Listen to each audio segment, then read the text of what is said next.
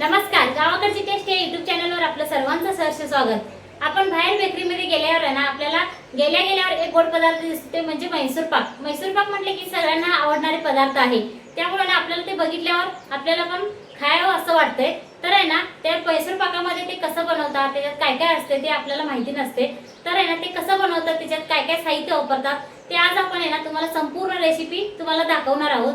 चला तर मग रेसिपी बनवण्यासाठी काय काय साहित्य लागते ते आपण आता. तर इकडे बघू शकता ह्या डब्याप्रमाणे ना मी एक डबा इथं बेसन पीठ घेतलेले आहे. त्याच डब्याप्रमाणे ना एक डबा मी इथं साखर घेतलेली आहे आणि ह्या डब्याप्रमाणे आपण आहे ना अर्धा वाटी आपण इकडं अर्धा डबा आहे ना आपण तूप घेतलेले आहे आणि आपल्याला एवढं साहित्य लागणार आहे. आपण बेसन पीठ घेतलं ना आणि इकडं तूप सुद्धा आपण आहे ना गरम करून घेतलेलं आहे थोडंसं आणि ह्यामध्ये आपल्याला आता तूप घालायचं आहे. तूप घालून ना आपण हे पीठ चांगलंसं आपल्याला मिक्स करून घ्यायचं आहे. म्हणजे पूर्ण आहे ना तुपामध्येच आपल्याला हे मऊ व्हायला पाहिजे. तसं या पद्धतीने आपल्याला थोडं थोडं तूप घालून आहे ना हे मिक्स करून घेऊयात. बघू शकता थोडं थोडं घालून आहे ना चांगलं असं आपल्याला आता पीठ तयार करून घ्यायचं आहे. जरा सुद्धा गाठोड्या करून घ्यायचं नाही, काय नाही, पूर्ण असं आहे ना पीठ मऊ व्हायला पाहिजे. त्या पद्धतीने आपल्याला हे पीठ तयार करून घ्यायचं आहे. जरा सुद्धा गाठोडं ठेवायचं नाही, म्हणजे आपली मैसूर पाक आहे ना ते तसंच गाठोडं राहतात, म्हणजे मैसूर पाक चांगलं होणार नाही. त्यासाठी आपण पीठ आहे ना पूर्ण असं आपल्याला मऊ करून घ्यायचं आहे बेसन पीठ. अजून थोडंसं आपण घालूया आणि चांगलं असं आपण हे मिक्स करून घेऊया. आणि पीठ आहे ना चाळूनच घ्यायचं, तसंच नाही घ्यायचं. हे बघा असं पूर्ण आहे ना चमच्याचं साईन आपल्याला आता हे मिक्स करून घ्यायचं. पूर्ण असं फेटून घ्यायचं म्हणजे चांगलं असं मिक्स होतंय. हे बघा ह्या पद्धतीनं अजून थोडंसं आपण ह्यामध्ये तूप घालूयात आणि राहिलेलं तूप आहे ना आपल्याला नंतर वापरायचं आहे. तर आपण एवढं घालूयात आणि चांगलं असं आपण आता हे फेटून घेऊया. बघू शकता जरा सुद्धा घाटुळा नाही, काय नाही, पूर्ण असं तर मौसूद आपलं पीठ आहे ना तयार झालेले आहे. असंच आपल्याला आहे ना मैसूर पाक बनवण्यासाठी असं पीठ तयार करून घ्यायचं. हे बघा ह्या पद्धतीनं आता पीठ तयार झालेले आहे. तर आता आपल्याला आहे ना हे बाजूला ठेवूयात एक 5 मिनिटासाठी.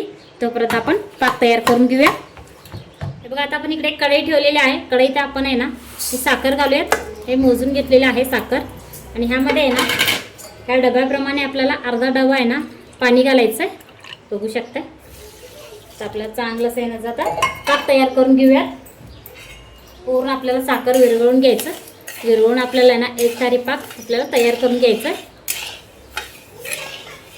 मस्त आहे ना. आता आपण पूर्ण साखर विरघळून घेऊया. उकळी आल्यावर तुम्हाला मी परत दाखवणार आहे. आता बघू शकताय मस्त आहे ना साखर पूर्ण विरघळलेली आहे. चांगलंसं उकळ्या पण आलेली आहे. असंच आपल्याला आहे ना एक तारी पाक आपल्याला तयार करून घ्यायचं.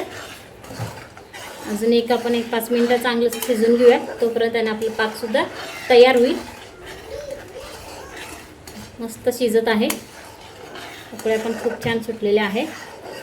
तर आता आपल्याला ना पाक तयार झाल्यावर बघूयात. आणि असंच आपल्याला आहे ना हलवत राहायचं, म्हणजे एकसारखंच आहे ना पाक तयार होतोय. आता बघू शकता आपण चांगलं असं आहे ना आता पाक तयार करून घेतलेले आहे. आता आपण एक तारी पाक तयार झाले का नाही बघूया. बघू शकताय.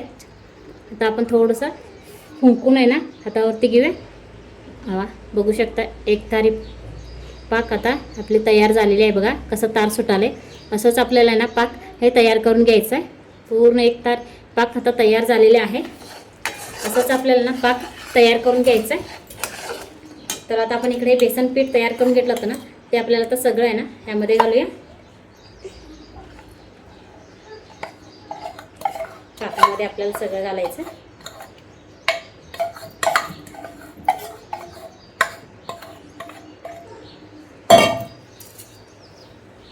चांगलं असं आपल्याला ना त्यात मिक्स करून घेऊया. हे बघा आता आपण सगळं पाकामध्ये घातलेले आहे. तर आपल्याला पूर्ण आहे ना पाकामध्ये बेसन आहे ना आपल्याला मिक्स करून घ्यायचं. पूर्ण आपल्याला पाकामध्ये हे शिजवून घ्यायचं आहे. पूर्ण आहे ना हे घट्ट होत व्हायला पाहिजे थोडंफार. असं आपल्याला हे पूर्ण पाकामध्ये शिजवून घ्यायचं. आता आपण यामध्ये ना थोडंसं आपण तूप सोडूया. आपण इकडं गरम करायला ठेवलेलंच होतं तूप. थोडंसं आपल्याला सोडायचं आणि चांगलंसं आपण मिक्स करून घ्यायचं, हलवून घ्यायचं. मस्त असं जाळीदार होते.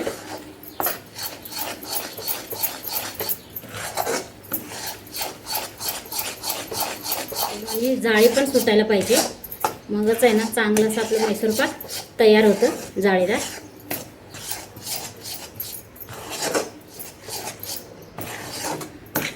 बघा असंच आपल्याला ना बेसन पूर्ण शिजवून घ्यायचं. आणि थोडंसं आपण ह्यामध्ये आहे ना तूप घालणार आहोत आणि परत आपण ते मिक्स करून घेऊयात. हे बघा मस्त आहे ना आपले बेसन शिजायला चालू झालेले आहे. असं पूर्ण आहे ना जाळी सुटायला पाहिजे बेसनला, मगच आपलं मैसूर पाक चांगलं होते. त्यामुळं आपण हे बेसन शिजवून घेतानाच आहे ना पूर्ण आपण लक्ष देऊन आपण हे बेसन शिजवून घ्यायचं, खाली चिटकू नये. म्हणजे आपण थोडंसं असं सोडलं ना म्हणजे पटकन आहे ना बेसन लालसर होतं आणि ते मग ते मैसूर पाक खाताना चांगलं लागणार नाही. मस्त आता जाळीदार तयार होत चाललेले आहे.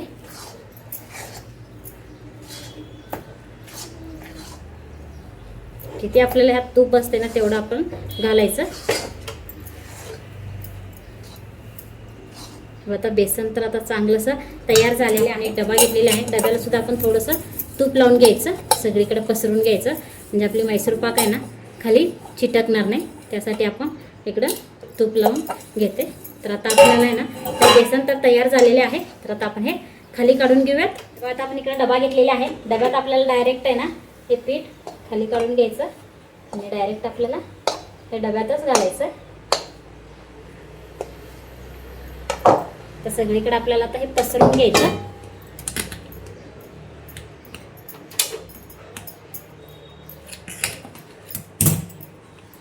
पूर्ण असं आपल्याला हे सेट करून घ्यायचं.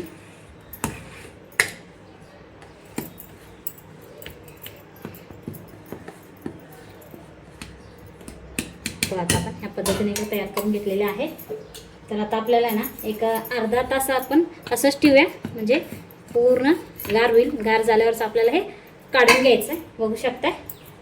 तर आता आपण अर्धा तासानंतर आपण हे बघूयात. आता हे बघू शकताय आपण अर्धा तासाचं ठेवलं होतं, आता पूर्ण असं गार झालेले आहे. तर आता आपल्याला ना काढून घ्यायचं आहे. तर आता आपण आहे ना एका ताटामध्ये घेऊयात आणि आपल्याला पूर्ण असं सगळ्याकडे सोडून घ्यायचं आहे. पूर्ण असं थोडं थोडं म्हणजे पूर्ण चांगलं निघतोय. तर आता आपण इकडं ताटामध्ये पलटी करूया, थोडंसं आपण पडवूया म्हणजे चांगलं निघतंय.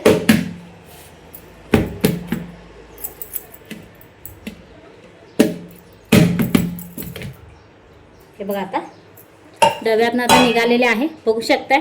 मस्त आहे ना, जाळीदार झालेले आहे. तर आता आपण एक कट करून घेऊयात.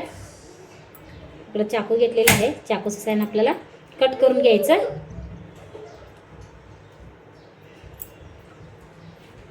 पद्धतीने कट करून घ्यायचं आपल्याला.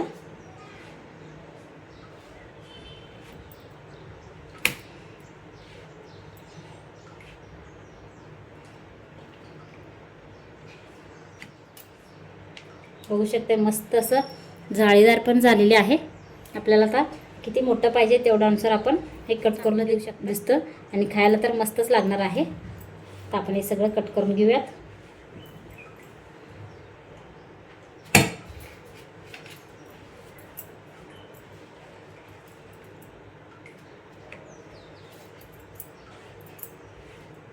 आता इकडे बघू शकताय मस्त आपण आहे ना मैसूर पाक सगळं आपण इकडं एका प्लेटमध्ये काढून घेतलेले आहे.